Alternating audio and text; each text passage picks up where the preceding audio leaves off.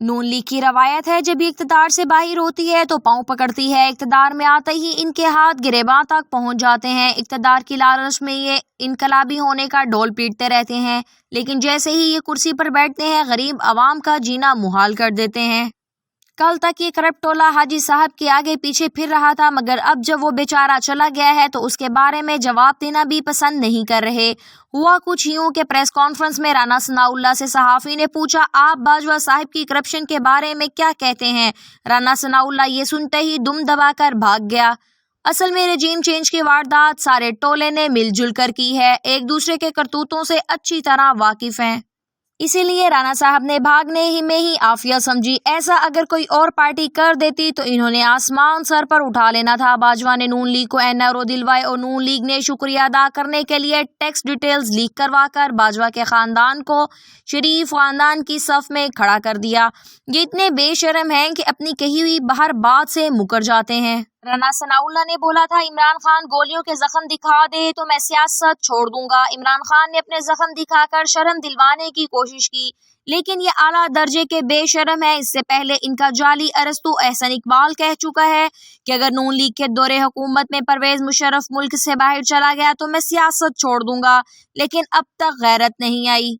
साद रफीक उर्फ लोहे के चने ने कहा था, अगर मुशर्रफ को सजा ना दिलवाई तो इस्तीफा दे दूंगा। राजा परवेज अशरफ के भाई का नारा था कि अगर इमरान खान वजीर आजम बन गया तो अल्लाह की कसम मैं खुदकुशी कर लूंगा, लेकिन आज तक ये बेशर्मी से फिर रहा है। इसी तरह ये फितना राना भी कह रहा है, सियासत छोड़ दूंगा। जनाब, तुम सियासत कर ही कब रहे हो? तुम तो बस करप्शन कर रहे हो, तुम्हें सियासत आती ही कहाँ है? राना सनाउल्लाह जब पीपल्स पार्टी में था तो एक जलसे में कैप्टन सफदर के साथ मरियम और मरहूमा कलसूम नवाज के बारे में इंतहाई घटिया जुबान इस्तेमाल की और इसके मुतल्लिक कहा यह डबल शिफ्ट लगाता है और इसके खिलाफ मुकदमा भी दर्ज हुआ। लेकिन शरीफ खानदान की फराख दिली देखें, बदले में राना सनाउल्लाह मुस्लिम लीग का सदर और वफाकी वजीर है। आजकल सियासत में अखलाकियात का सबक कौन दे रहे हैं, ये सुनकर आप हैरान रह जाएंगे। खैर, महंगाई मुकाओ तहरीक का नारा लगाकर आने वाली हुकूमत ने महंगाई कम न की, अलबत्ता नैब कानून को ख़त्म कर दिया। इनके नैब कवानीन में तरमीम ने 90% से ज़्यादा मुकदमात को गैर मुअस्सर कर दिया है। ये तरमीम नून लीग और पीपल्स पार्टी के काबिल वकला की वजह से है, जिससे इनकी आला क़यादत की मेगा मनी लॉन्ड्रिंग, जाली बैंक अकाउंट्स, आमदन से ज़ायद असासों के तमाम मुकदमात खारिज हो जाएंगे।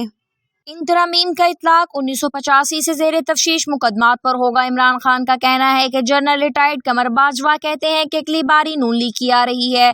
इनको NRO 1 परवेज मुशर्रफ ने दिया था और NRO 2 जनरल बाजवा ने दिया। और निजी टीवी को इंटरव्यू देते हुए इमरान खान का कहना था कि राना सनाउल्लाह की बातों को कभी संजीदा नहीं लिया। दिसंबर में असम्बलियाँ तहलील कर देंगे। मईशियत को ऊपर उठाना है तो सियासी इस्तेहकाम होना चाहिए, जिसके लिए इंतखाबात ज़रूरी हैं। या 10 साल बाद इलेक्शन करवाएं या 1 माह बाद, ये हार ही जाएंगे।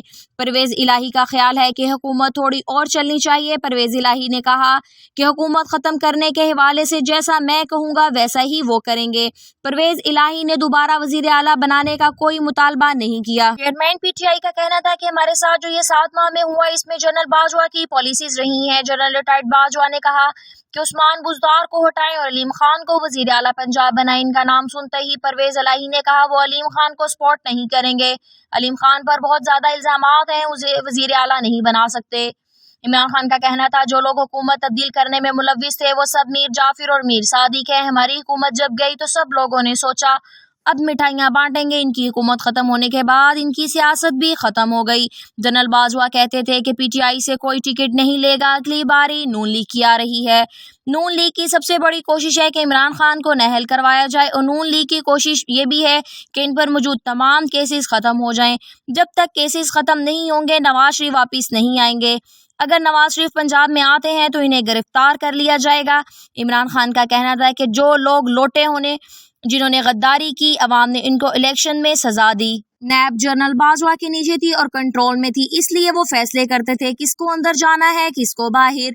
नैब के जरिए किसको अंदर करना है और बाहर निकालना है हमारे हाथ में नहीं था। हमारे पास इख्तियार नहीं था, जिसके पास इख्तियार था उन्होंने इनको रिलीफ दिया। मुझे कहा जाता था आप मईशियत देखें, हम एहतसाब खुद देख लेंगे। सियासत के नाम पर बूट चाटना और दहशतगर्दी के इवज मुल्क लूटना नून लीग की हमेशा से रवायत रही है। آپ کو ہماری ویڈیو کیسی لگی؟ ہمارے چینل کو لائک اور سبسکرائب کرنا مت بھولیے گا۔ اپنی آراء سے ہمیں کمنٹ سیکشن میں لازمی آگاہ کیجیے گا۔ شکریہ پاکستان۔